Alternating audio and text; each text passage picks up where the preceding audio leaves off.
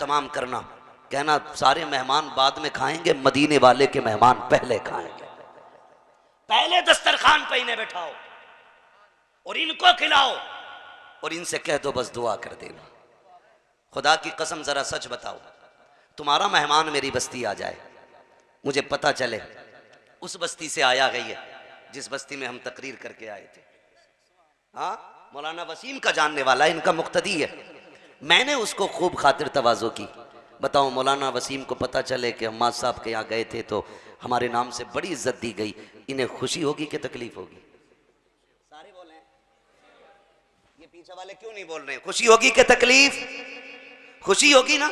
आपका मेहमान मेरे घर आ जाए या मेरा मिलने वाला आपके यहाँ चला जाए, मेरे नाम पे आप उसे इज्जत दो। वो आके कहीं फला जगह गए थे, मैंने आपका नाम लिया, लोगों ने पानी पिलाया था, खाना खिलाया था, मैं बड़ा खुश हो जाऊंगा। फिर जबान क्या कहेगी? अल्लाह जिसने मेरी इज्जत रखी है कयामत में उसकी इज्जत रख लेना। बता, अगर मेरे मेहमान की इज्जत हो, इनके मेहमान की इज्जत हो तो ये इतने राजी हैं। अगर मदीने वाले के मेहमान की इज्जत होगी तो मदीने वाले कितने राजी होते होंगे, सरकार कितने राजी होते होंगे। लोग कहते हैं बरकत नहीं हो रही है, कमाई तो बहुत कर रहा हूं, शायद किसी ने दुकान बंद करा दी है, किसी ने करवा दिया है, कोई जादू हो गया है। जादू नहीं है, ये तेरी मेरी बदअमालियां है जिनकी बुनियाद पर बरकतें रूठ चुकी हैं। आज भी मैं कहता हूं, कुरान वालों की इज्जत करना शुरू कर दो, खुदा तुम्हारे घरों के अंदर रहमतें उतारना शुरू कर देगा।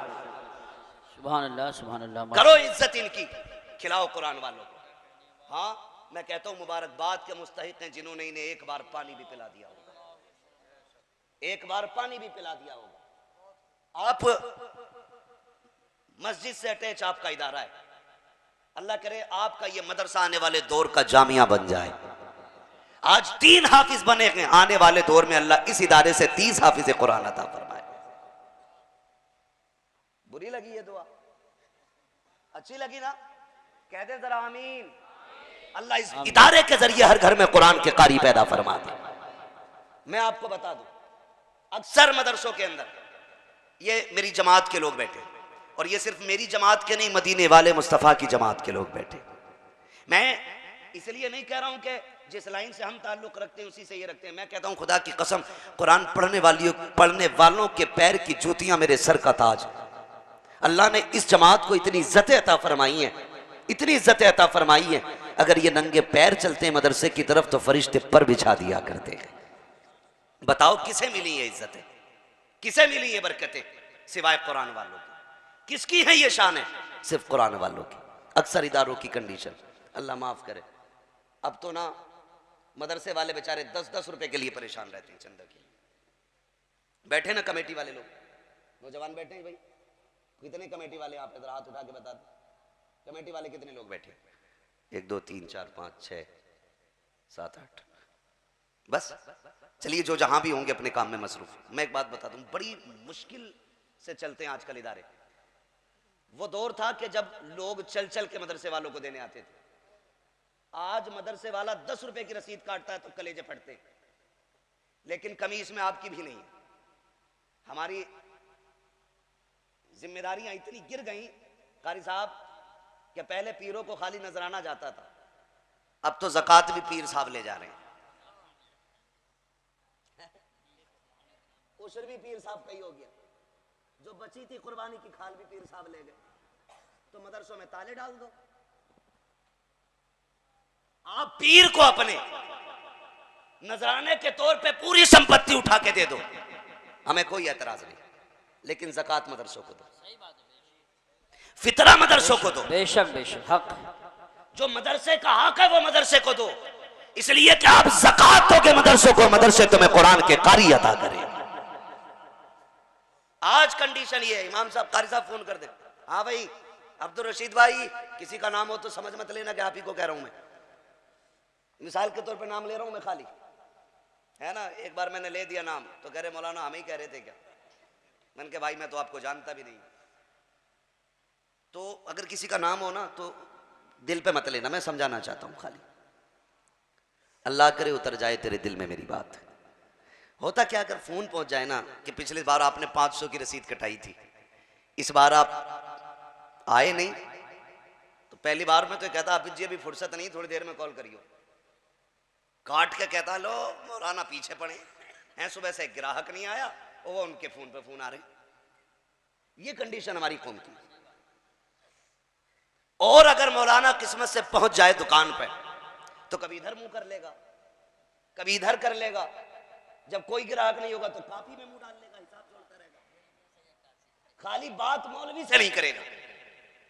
ऐसा लगता है मौलवी नहीं, रूह कब्ज करने कोई आ गया है, नजर नहीं मिला रहा है।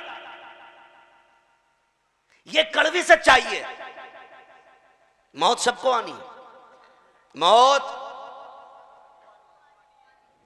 क्या इसमें मौत, पीछे वाले भी बोले मौत सबको आनी है। तो इमाम साहब मौलाना से कह रहा है क्या बात थी, फिर आखिर में कैसे आए? बोले वो आपकी पिछले साल 600 रुपए की रसीद थी। तो कह रहे आप इस बार बड़ा मद्दा चल गया। पता चला आपके जून की गर्मी ये पूरे 40 दिन नैनीताल में काट के आया, जहां रूम का किराया 2000 था खाली। लाखों रुपए नैनीताल की गर्मी सर्दी में काट के आया, उड़ा के आया। मौलवी से कह रहा मद्दा चल गया। बेटे अभी कम मद्दा चला, मर के देखो और मद्दा चलेगा, और भी मद्दा चलेगा। और उसके बाद जब मौलवी 10-20 रुपए लेके निकल जाए कारी साहब दुकान से, कह रहा है इन्हें ज़कात लेने के अलावा दूसरा काम ही नहीं है। हमारी कौम ये ताना दिया करती है कि इस कौम को चंदे के अलावा कोई दूसरा काम नहीं है। जबान को लगाम दो, वरना याद रखो जब तुम किसी कुरान वाले के खिलाफ जबान खोलते हो, मशीयत का नकीब कहता है ये घमंड का सरिया निकाल गर्दन से, वरना ऐसी तोड़ूंगा कोई बचाने वाला नसीब नहीं होगा। जिन्हें दौलत पे घमंड था, जो कुरान वालों को जलील समझते थे, जो दीन वालों को हकीकत से देखते थे, अल्लाह औकात दिखा देता है उनको। अगर आपने नहीं देखा हो तो जाओ जाके हॉस्पिटल में देखो, जिनकी मूंछ पे घी के चिराग जलते थे, जिनके सामने कोई खड़ा नहीं होता था, जिनकी नाक पे मक्खी नहीं बैठ पाती थी, आज जाकर के देखो वो अपनी मक्खियां नहीं उड़ा पा रहे हैं। ऑक्सीजन लगी है, रखे हुए हैं वेंटिलेटर पर, मोहताज पड़े हैं, कपड़ा तक सीधा नहीं कर पा रहे हैं। आज नकीब पूछता है मशीयत का, किधर गई तेरी अकड़, कहां गई तेरी ताकत जिस पे इतराया करता था। देख कल भी हम ताकत वाले थे, आज भी हम ताकत वाले हैं। तब तुझे औकात दिखाई जाती है, उस वक्त भी तुम देखना प्यारे,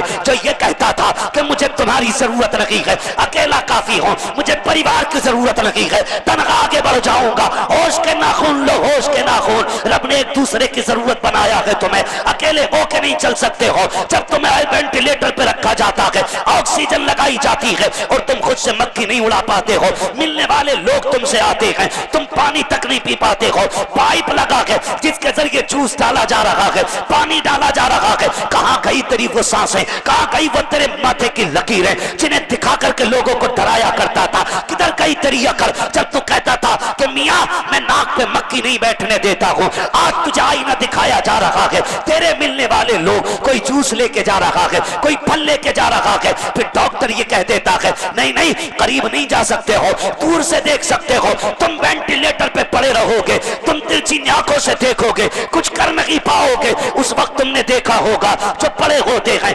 ऑक्सीजन लगी होती है, उनकी आंखों से आंसू बहते होते हैं, लेकिन कुछ कह नहीं पाते हैं। जिस जबान से ताने देते थे, जिस जबान से लोगों को गालियां देते थे, जिस जबान से कुरान वालों को हकीर समझते थे और बोला करते थे, आज अल्लाह ने ताला लगा दिया है। तो जुमले तो क्या है, तो हर्फ नहीं बोल सकते हो, पानी नहीं कह पा रहे हो, भूख नहीं कह पा रहे हो, प्यास नहीं कह पा रहे हो, बेटा कह के नहीं आवाज दे रहे हो, अपनी मन की बात नहीं कह पा रहे हो, अंदर घुटन हो रही है, सीने पे जलन हो रही है। और ये जो आने वाले मेहमान है, कोई जूस लेके आ रहा है, कोई फल लेके आ रहा है, सिर्फ देख के इसलिए रो रहे हो। आज इसलिए नहीं रोया है कि आज हो क्या रहा है, इस ख्याल ने रुला दिया है। नादान ये जूस लेके आया है, जिंदगी के आखिरी लम्हे हैं, काश कोई सूरह यासीन का पानी लेके आ जाता, कोई सूरह रहमान का तोहफा लेके आ जाता, कोई कुरान की तिलावत लेके आ जाता।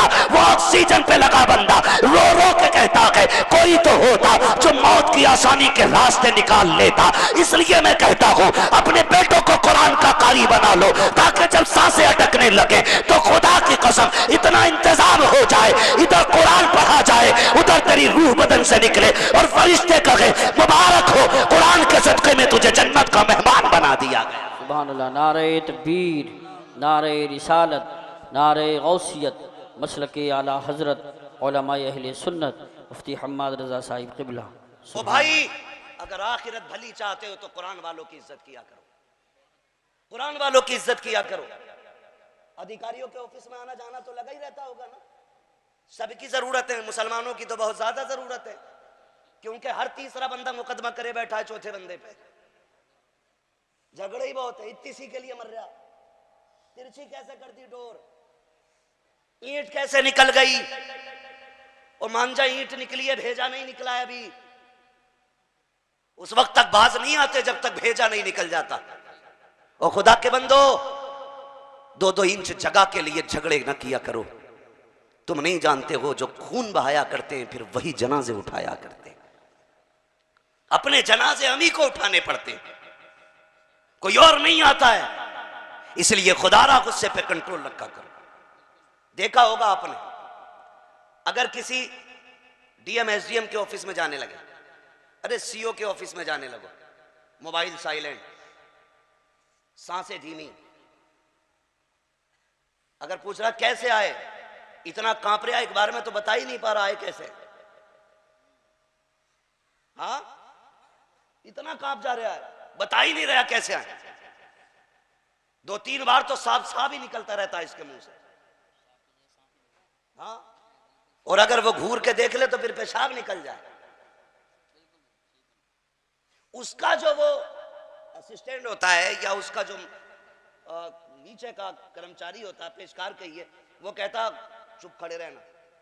उसकी इतनी चल रही है कि कतई सांस जोर से नहीं ले रहा। अगर घंटी बज गई फोन की, फिर अंजाम समझ सकते हो। इतना डरते हो तुम इनकी बारगाह में खड़े होने से, फिर क्यों डर नहीं लगता रब की बारगाह में खड़े होने से। ये चंद दिन के कुर्सी पे बैठने वाले लोग, एक दिन इन्हें भी मौत आनी है। फिर उस रब से क्यों नहीं डरते कि जिसे कभी मौत नहीं आनी है,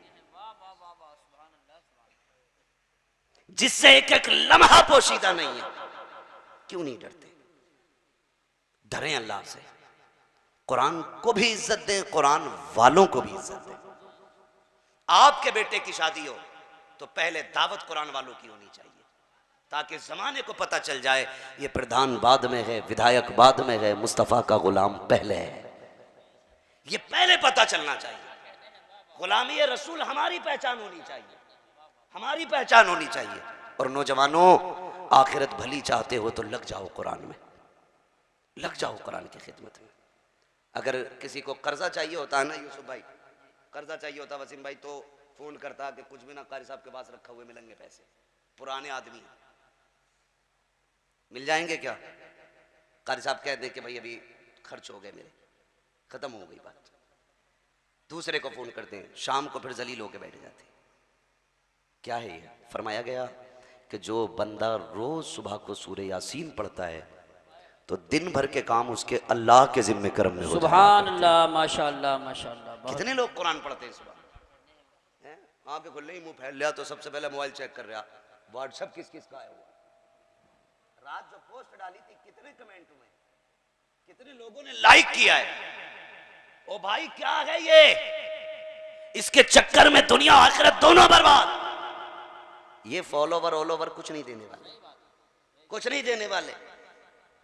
अभी एक एक्सीडेंट हुआ मनोटक के पुल पे, बताया गया बहुत बड़े यूट्यूबर थे, बहुत बड़े यूट्यूबर थे, लेकिन कौन फॉलोवर काम आया, किसके काम आया। मैं कहता हूं आपके मिलियन बिलियन चाहने वाले हैं, लेकिन कब्र में कोई आएगा? बोलो, जोर से आएगा कोई? तुम्हारे हिस्से की आप मार खा लेगा कोई आकर के? तुम्हारी कब्र में कोई लेटेगा? ये दुनिया बड़ी बेवफा है, इतनी बेवफा दुनिया का एक एक सुराग ढूंढ के बंद करती है, एक एक सुराग। यूसुफ भाई सगा यार खड़े होकर कहता है ये बंद करो, यहां से हवा नहीं आनी चाहिए। बताओ, जब सारे सुराग बंद हो जाएंगे, एक कमरे की लाइट भाग जाए तो छठी का दूध याद आ जाता है, और अगर कब्र का अंधेरा देखेंगे तो क्या बनेगा। अल्लाह, क्या ये मोबाइल काम आएगा? ये हमारे फॉलोवर काम आएंगे? ये हमारे चाहने वाले काम आएंगे जो थोड़ी सी वाह वाह के लिए हम इनकी रजा के लिए रब को नाराज करे बैठे? ये काम आएंगे हमारे? नहीं, खुदा की कसम, जब कब्र में एक एक सुराख बंद कर दिया जाएगा, तख्ते लगा दिए जाएंगे, अपने पराए सारे लौट आएंगे और फरिश्ते ला के तुझे बिठाएंगे। कब्र में अंधेरा होगा, इतना अंधेरा होगा कि तुझे कफन की सफेदी दिखाई नहीं देगी, तेरे एक हाथ को दूसरा हाथ नजर नहीं आएगा। इतने अंधेरे में जब कोई यारो मददगार नहीं होगा, खुदा की कसम उस अंधेरे को रोशनी में बदलने के लिए अगर कोई आएगा तो वो ज़हरा का बाबा होगा, हसनैन का नाना। नारे तकबीर, नारे रिसालत, नारे गौसियत, मसलक आला हजरत मुफ्ती हम्माद रज़ा साहिब क़िबला। सुभान। इसलिए अपने रिश्ते हुजूर से मजबूत करें। नौजवानों, मौत आ रही है। उन्होंने सोचा था इतना कमाने वाले लोग, इतनी शोहरत रखने वाले लोग इतनी आसानी से मौत के मुंह चढ़ जाएंगे? सोचा था? तेरी मेरी मौत का पता है कुछ? कलमा पढ़ाएगा जिसके कपड़े पाक नहीं है, वो हमें कलमा पढ़ाएगा। और तुम्हें खुदा का वास्ता अपनी नस्लों में कुरान वाले पैदा कर लो, अपनी नस्लों में हिफ्ज करा लो बच्चों को, ताकि अगर तुम मरने लगो तो बेबसी की मौत ना आए, बल्कि खुशी के साथ कुरान पढ़ते पढ़ते, कुरान सुनते सुनते दुनिया से जाओ। और जब तुम्हारा जनाजा इस शान से जमाने से निकले तो किसी को बताना ना पड़े ये किसका जनाजा जा रहा है। तेरा जनाजा खुद ये कह दे, लगद में इश्क रुखे दाग लेके चले, अंधेरी रात सुनी थी चराग ले। सुभान अल्लाह। नारे तकबीर, नारे रिसालत, नारे गौसियत, मसलक आला हजरत हजरत अल्लामा मुफ्ती हम्माद रज़ा साहिब क़िबला, जश्न दस्तार बंदी। सुभान अल्लाह। कुरान नहीं आया तो क्या आया? कब्र में ये नहीं पूछा जाएगा कितने मुकदमे हराए थे, कितनों को जिताया था, कितने लोगों के गले घोट के पैसे लिए थे, कितनों से रिश्वत और ब्याज के नाम पे पैसा उगाया था। खुदा की कसम एक एक लम्हा भारी पड़ जाएगा। मौत की तैयारियां कर लें हम, अपनी नस्लों में कुरान के पौधे लगा लें। अगर कुरान वाले हमारी नस्लों में नहीं तो हमने कुछ नहीं किया जिंदगी में, बेशक कुछ नहीं किया। फरमाया गया या तो आलिम बनना, या तालिब इल्म बनना, या इनसे मोहब्बत करने वाले बन जाना। आप आलिम बने, अगर वक्त है आपके पास, नहीं बन सके, तालिब इल्म बने, वो भी ना बन सके, फिर फरमाया गया अगर ये दोनों ना बन सको तो इनसे मोहब्बत करने वाले बन जाना। सुभान अल्लाह। इनसे मोहब्बत करने वाले बन जाना। क्या मिलेगा? फरमाया कामयाब हो जाओगे, कामयाब हो जाओगे। अब हम में से कितने ऐसे लोग हैं जिनकी उम्र मदरसा जाने की नहीं है? हालांकि फरमाया गया कि माँ की गोद से लेके कब्र तक इल्म सीखो, कब्र तक इल्म सीखो। माँ की गोद से लेके लहद तक इल्म सीखने का हुक्म दिया गया। लेकिन अगर लगता है आपको मसरूफियतें ज़्यादा हैं, आप बीमार हैं, आप परेशान रहते हैं, आपके ज़िम्मे घर के खर्चे नहीं कर सकते आप ये काम, तो फरमाया गया फिर इनसे प्यार करने लगो। प्यार करने का मतलब क्या है? प्यार करने का मतलब यह है कि कुरान पढ़ने वालों की मदद किया करो, मदद किया करो। कुरान पढ़ने वालों की मदद कैसे होती है?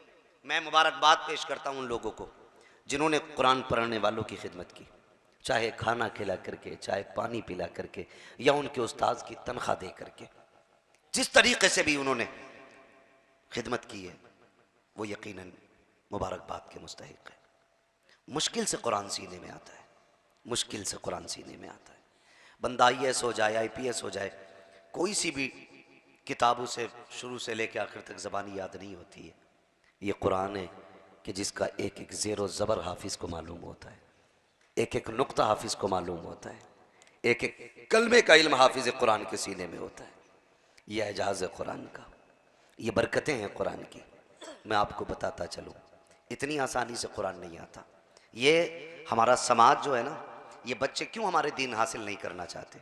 इसलिए कि हमारे बच्चों की नज़र में है कि ये हाफिज जी लोग खाली मुल्ला जी लोग होते। ये किसने जहन में डाली बात है? हमारे रवैयों ने, हमारे रवैयों ने ये हरकतें इनके जहन में पैदा की हैं। हमारे कौन से रवैये? सुने कैसे? ये वो कौम है बेचारी जिसके लिए उस वक्त तक घर से खाना नहीं बनता जब तक अब्बा का 40वां ना आ जाए। ये मदरसे वाले तब याद आते हैं जब अम्मा मर जाती है कि तीजे का किसे खिलाना है, मदरसे में चले जाओ। 40वें का किसे खिलाना है, मदरसे वालों को खिला दो। इसाले सवाब के कपड़े किसे देने, हाफिज जी को दे दो। क्यों? सबसे बड़ा मोहताज हाफिज जी लग रहा है। मुझे बताया जाए, पहली बात तो यह है कि मैयतों में खाने खिलाए जाते हैं सिर्फ, क्यों इनका हक शादियों में खाने का नहीं है, वलीमों में इनका खाने का हक नहीं है। मैं कहता हूं खुदा की कसम, अगर वलीमा में टेबल लगे तो सबसे पहले कुरान वालों की जगह होनी चाहिए। लेकिन किया हमने ऐसा नहीं। जो जितना बड़ा मुखिया है उतना बड़ा जलील है कुरान के मामले में। दौलत वाले कुरान वालों को कुछ नहीं समझते, पता चलेगा मर के देख। तुम नहीं जानते हो लोगों का हाल मैं तुम्हें बताऊं। पहली बात तो मैयतों में इनकी दावत होती है, तीजे 40वें में इनकी दावत होती है। जब तेरे बेटे का वलीमा आता है तब कुरान वाले याद क्यों नहीं आते हैं, तब तुम्हें कुरान पढ़ने वाले याद क्यों नहीं आते हैं। क्या ही अच्छा होता कि तुम कुरान वालों को सबसे पहले तीजे के बजाय अपने घर के वलीमों में आगे रखते। होता क्या है, वलीमे का खाना तैयार हुआ, इमाम साहब को बुलाया, कहा फातिहा पढ़ दो। इमाम साहब ने फातिहा पढ़ी, थोड़ी देर के बाद शोर हो गया कि कौरमा कम पड़ गया है, बिरयानी कम हो गई है, खाना कम पड़ गया है। फिर कहते हैं गलती इमाम साहब की है, शायद फातिहा सही से नहीं पढ़ी होगी इसलिए बरकत नहीं